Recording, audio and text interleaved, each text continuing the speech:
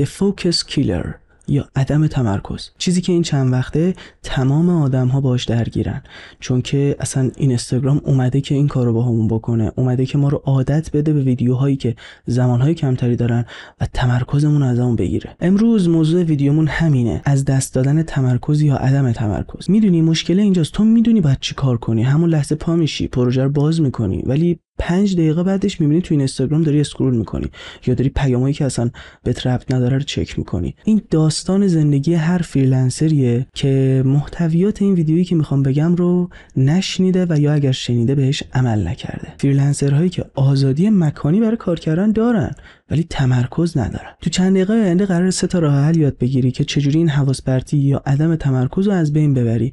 پس با من همراه باش تا آخر ویدیو رو نگاه کن، لایک، سابسکرایب، زنگوله یادت نره، یه کامنت دلی هم برام بذار.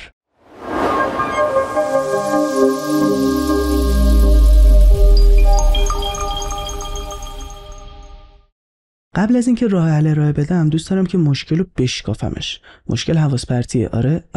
2 تا نکته اصلی در مورد حواس پرتی داریم. 1.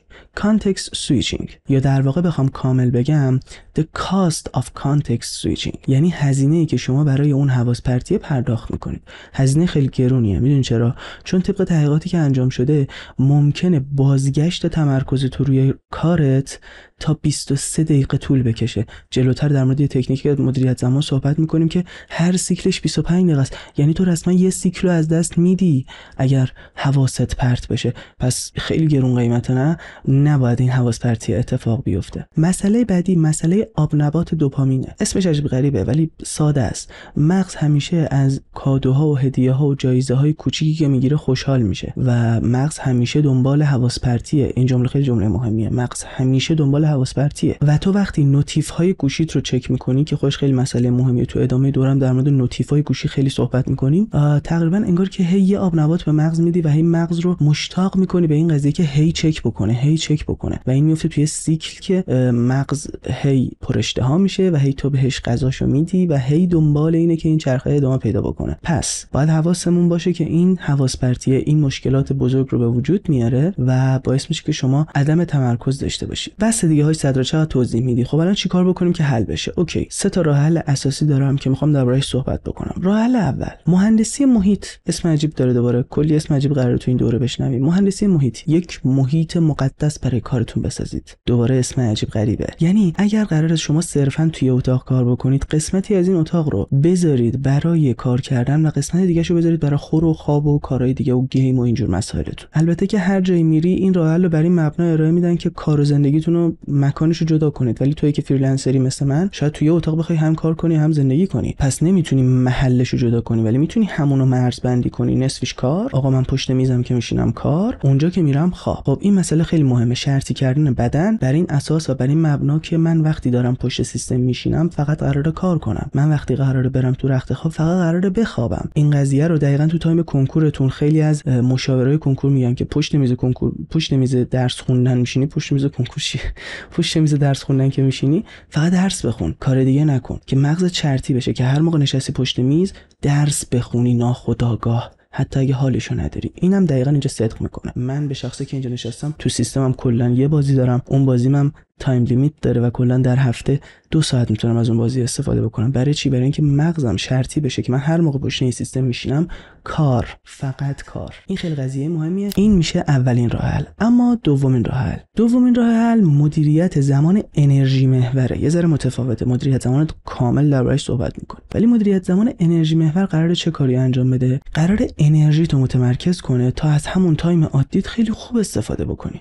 پس در گام اول باید عامل حواس پرتی کامل حذف بشه بچه‌ها. یعنی یکی از بزرگترین عامل‌های حواس پرتی ما گوشی تو دستمونه که هی پشت سر هم داره براش نوتیف میاد، مخصوصا اگر مثلا تلگرامتون پر چنل باشه، پشت سر هم هی براتون نوتیف میاد. این کوفتی و یا بذار رو حالت هواپیما یا اصلا بذار رو حالت فوکس مود، خیلی از گوشی‌ها دارن، بذارش یه اتاق دیگه، یا اگه خودت سر اتاقی بذار ته اتاق، دور باشه ازت کاملا، حتی توی زاویه دیدت نباشه. توی یکی از دانشگاه‌های تگزاس یه تحقیقی انجام دادن و فهمیدن که حتی اگه تو زاویه دیدت باشه و ببینیش، مغزت هی میخواد بره سراغش. اینو از دیدت دور کن، پشت سرت بنداز ته اتاق، خب، و کلا حذفش کن. تو گام اول شما همین کارو که انجام بدی اصلا پرفورمنس میره میچسبه به سقف.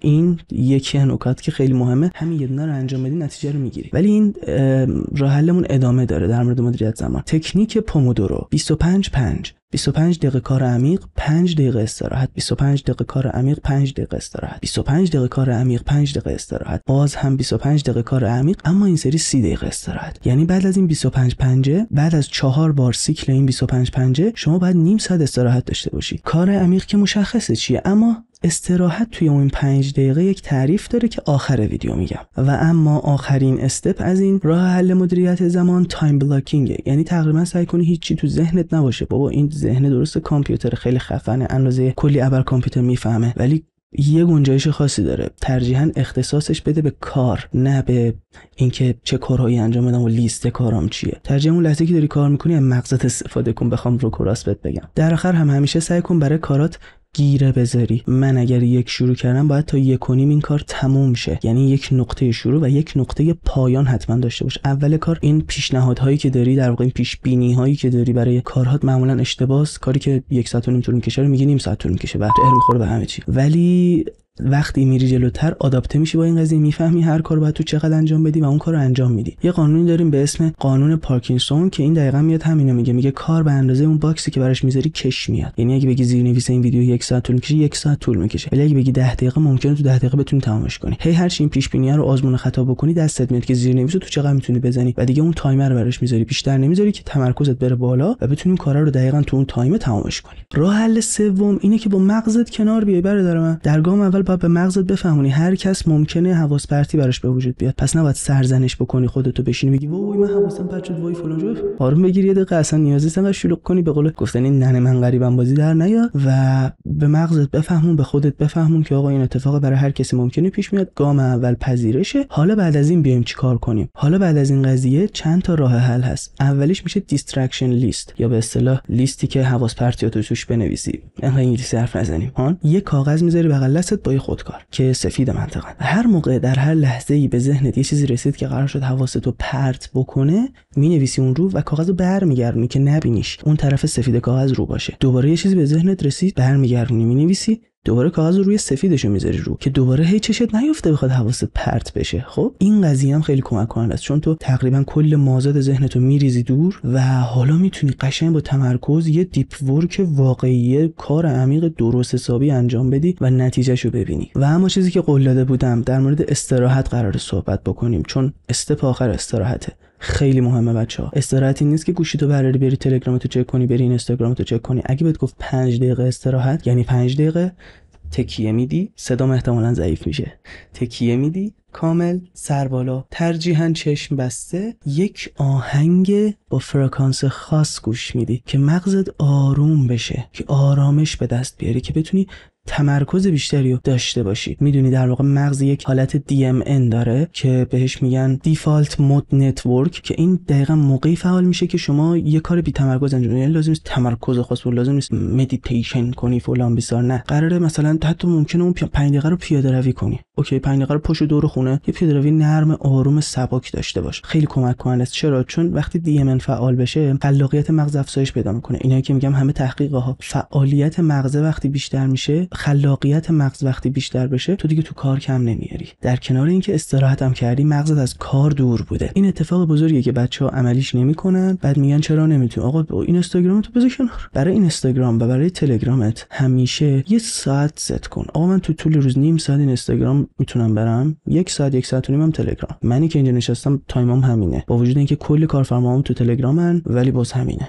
بیشتر از این نیست. خلاصه بگم، اگر همیشه تحت فشارید، بدونید که DMN یا دیفالت مود نتورکتون هیچ وقت فعال نمیشه و خلاقیتتون توی سطح میمونه و افزایش پیدا نمیکنه. پس به خودتون استراحت بدین و سعی کنید که مشکلات رو راحت حل کنید، مشکلات هم الکی گنده نکنید. پس خلاصه 3 استراتژی این شد: یه فضای مقدس برای کارمون درست بکنیم و سعی بکنیم هر موقع توی اون فضا قرار میگیریم کار کنیم. مدیریت زمان استراتژیک داشته باشیم، از تکنیک پومودورو استفاده بکنیم، تایم بلاکینگ داشته باشیم، گیره بذاریم برای کارمون و سعی کنیم کلا نوتیفیکیشن رو حذف کنیم. و راه حل سوم، آموزش مغز. به مغز بفهمونیم که این قضیه هست، درست استراحت کنیم و سعی کنیم اون اتفاقاتی که ذهنمون رو درگیر میکنن رو کاغذ بنویسیم. پس قبل از اینکه تمرینتون رو بهتون بدم، ویدیو رو لایک کنین، کانال رو سابسکرایب کنین، زنگوله بغلش رو بزنید که حتما بفهمید که کی ویدیو جدید آپلود میکنیم و حتما تو کانال تلگراممون عضو بشید، چون یه دسته از موزیکایی که بهتون گفتم برای استراحت خوب گوش بدید اونجا آپلود میکنم و میتونید از اونجا استفاده بکنید. آقا من به عنوان تمرین از شما یه قول میخوام. همین الان گوشی رو بذار رو حالت هواپیما، اگر نه بذار رو حالت فوکس مود.